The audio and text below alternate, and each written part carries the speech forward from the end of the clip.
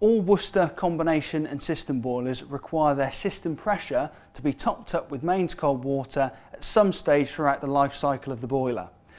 This can be indicated by either your heating system not heating up efficiently or the pressure gauge on the front of the boiler indicating that the needle is in the red as opposed to the green area. There are two methods of topping up your system dependent on the type of boiler that you own and also which option your installer may have chosen for you. The first is the internal filling key. The second is the external filling hose. This particular appliance has an internal filling loop installed, but before I begin to repressurise the system, what I'm first of all going to do is turn the power off to the boiler. Once we've got power switched off to the boiler, I'm then going to remove the tray where I can find my white filling key. I'm then going to remove the key. Now I need to insert the key up into this black plastic manifold, okay? This filling manifold is actually linked from your cold mains into the boiler through to your central heating return. And what I want to do is fit the key up inside of this hole with one of the white arrows on the shaft of the key pointing at the open padlock position. There's actually two symbols there, one of an open padlock and one of a closed padlock.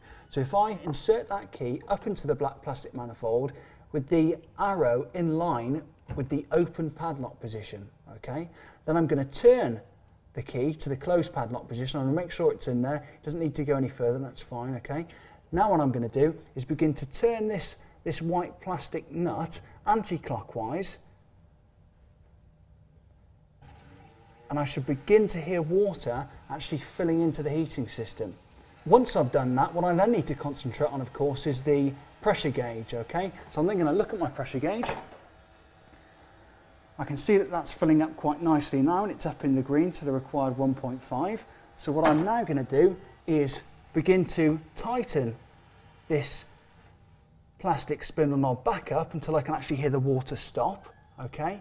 What I'm then going to do is turn the key back to the open padlock position, and I'm going to remove the key. Now before I remove the key, there's a chance there's going to be a little bit of water that comes out. That's fine, okay? So if you've got a bit of paper or a bit of rag to mop that up, that's fine. If you do find, however, that the water does continue to come out, then do make sure that this spindle knob has been tightened up properly. Okay, so I'm now going to remove the key. And as you can see, a few drips of water. Okay, so I've now repressurised the boiler, and I'm happy that the black needle is up in the green to the required 1.5. Now remember, don't panic. If you do find that the needle has gone up to, let's say, 2 bar in the red, don't worry about it, okay? The easiest thing to do is to go around your radiators and bleed a little bit of air. What you then might find you have to do, of course, is come back to the boiler and repeat the process.